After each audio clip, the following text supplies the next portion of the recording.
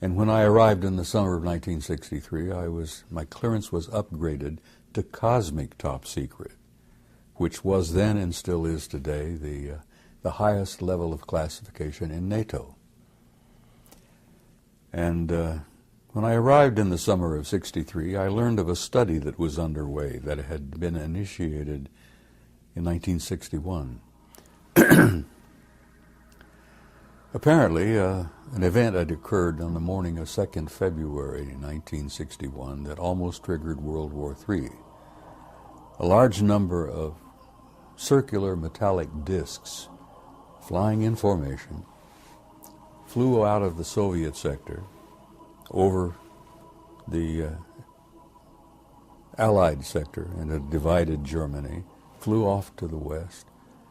They turned north over the Channel, over the English Channel, over the southern coast of England, and then they turned north and disappeared off of NATO radar over the Norwegian Sea, off the coast of Norway.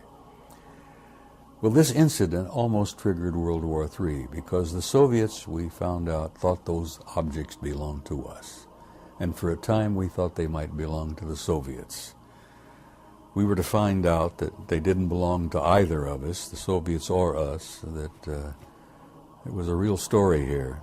And they initiated a study in '61 to determine what in the world is happening here.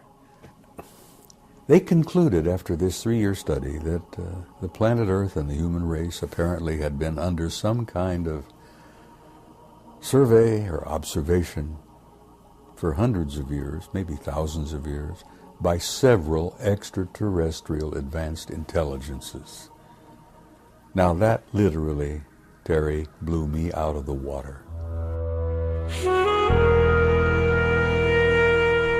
This document, called an assessment, an evaluation of possible threat to Allied forces in Europe,